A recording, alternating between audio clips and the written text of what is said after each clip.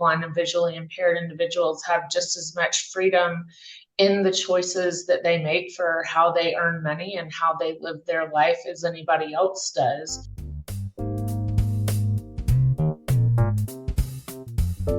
This is the Penny Forward Podcast, a podcast about blind people building bright futures one penny at a time. I'm Liz Botner. I'm Mo Carpenter. And today we have Heather Miller from World Services for the Blind to talk to us about the Small Business Professional Microcredential program. Welcome, Heather. Thanks for being here. Thank you for having me. Tell us about yourself and your connection to the blindness community. So I'm the Director of Education and Training here at World Services for the Blind. We are an agency that primarily provides vocational training for adults with visual impairments, in addition to independent living and blindness adjustment training. So I work in that role, managing our programs and supervising our instructors here at World Services for the Blind. But I myself also have a visual impairment and first came to WSB as a client myself after losing my vision. So that's how I first got introduced to this world. Could you tell us more about the Small Business Microcredential program? Absolutely. So this is a new program that we just started offering in February of this year. And this is done in partnership with the Lighthouse Chicago's Forsyth Entrepreneurial Center. And this program is geared for people who are interested in starting and running and managing their own small business.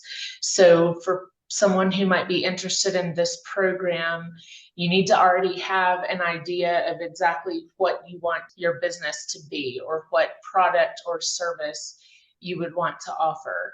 In this program, clients will go through 2 different courses through the Lighthouse Chicago. Those courses start out as kind of an introduction to small business, where you work through a workbook with your instructors, and this is all centered around whatever your business idea is. So as you go forward through this program, you're actually working on the plans and things that you will need for your own business, not just some generalized business that you may or may not actually get into. But in the first part of the program, you work with your instructor at Lighthouse Chicago to go through a workbook and start at the very beginning with your idea for your small business. Then you'll look into the different types of businesses that you may want to open, whether it's a sole proprietorship, a limited liability corporation, or a partnership if you're working with other people.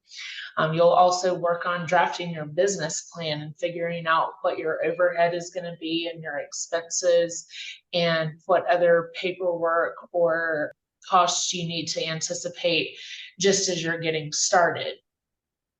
Then in the second part of the program, clients will get the chance to actually start working on the finances of their business.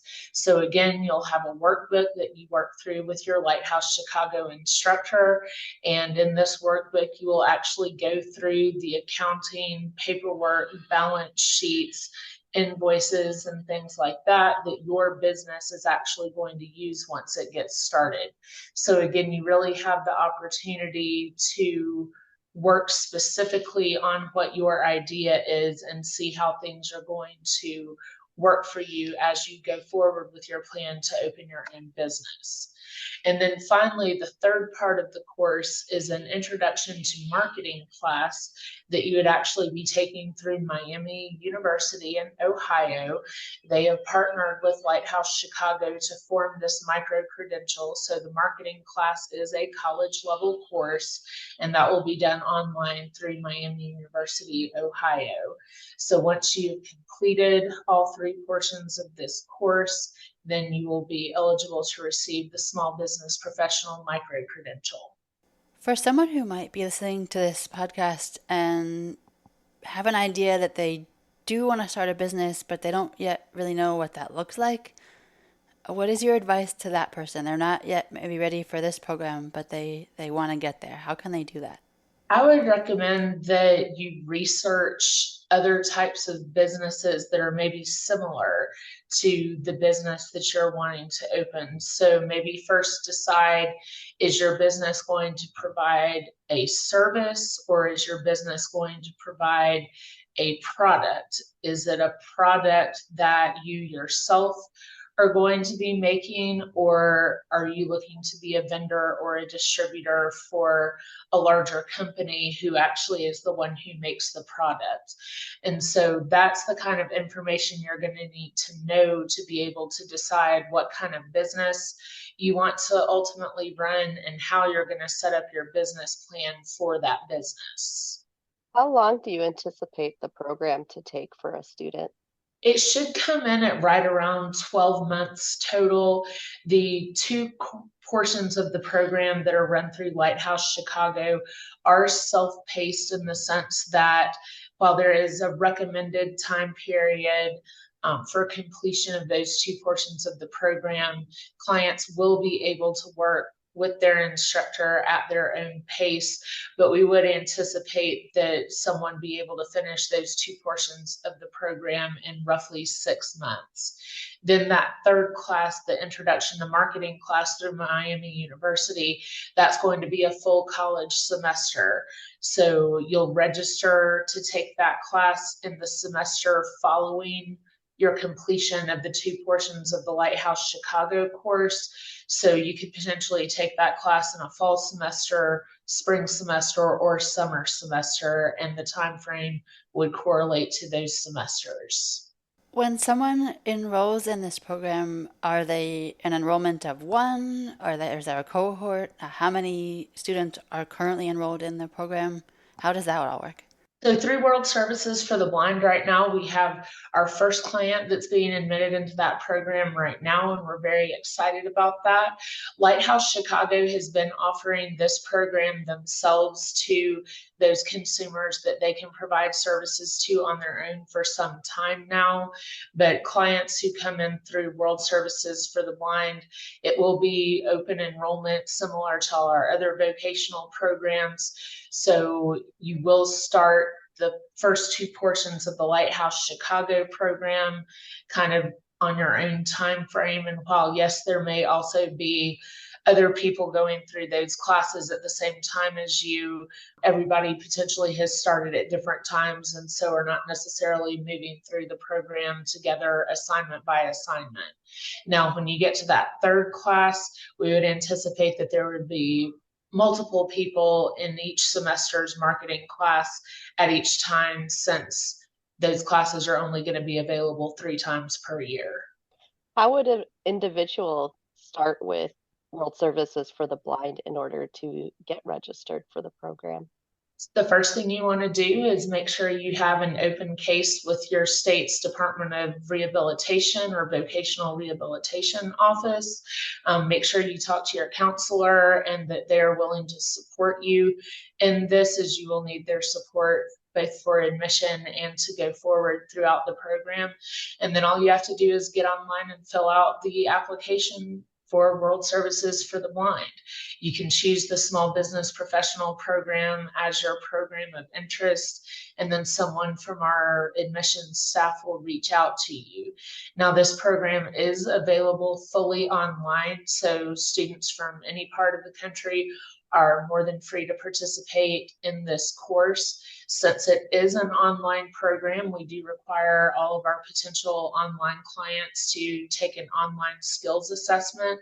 And that's just to make sure that you have those base level assistive technology skills to be successful in this program and be able to access your course materials and the learning management system that you'll be using through Miami University.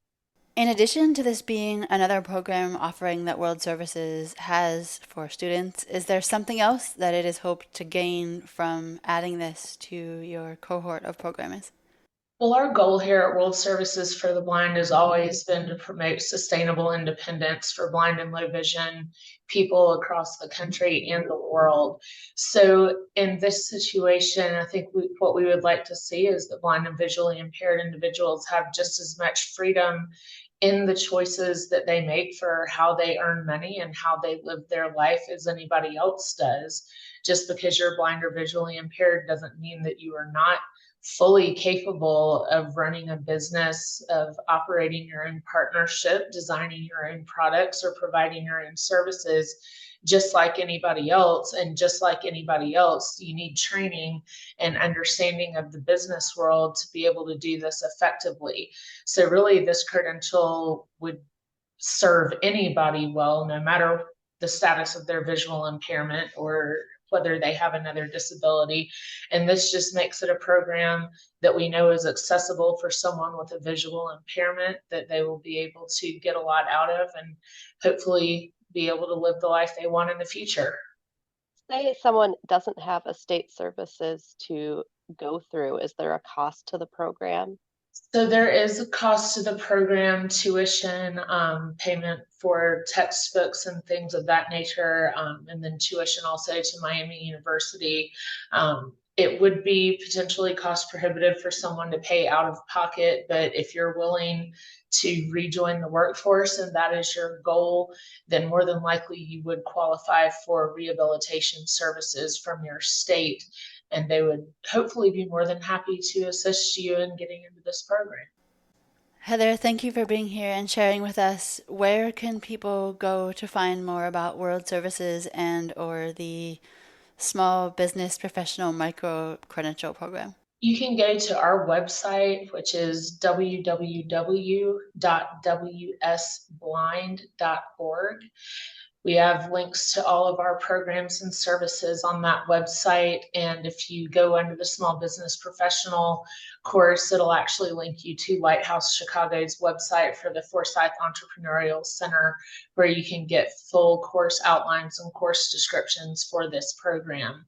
If you have questions, you can also send an email to training@wsblind.org or call 501-664-7100. Thanks again, Heather. Thank you for being here. We really appreciate it. I would also like to take this time to thank the Penny Forward sponsors, those being the American Printing House or APH Connect Center, Thrivent, Wells Fargo, and World Services for the Blind. You too can become a sponsor by visiting www.pennyforward.com/sponsorships and choosing a sponsorship package that will work for you.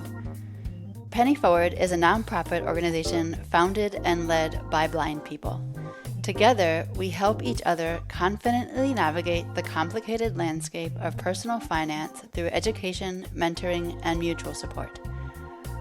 To find out about our accessible online courses, weekly and monthly workshops, one-on-one financial counseling, and more, visit our website at www.pennyforward.com.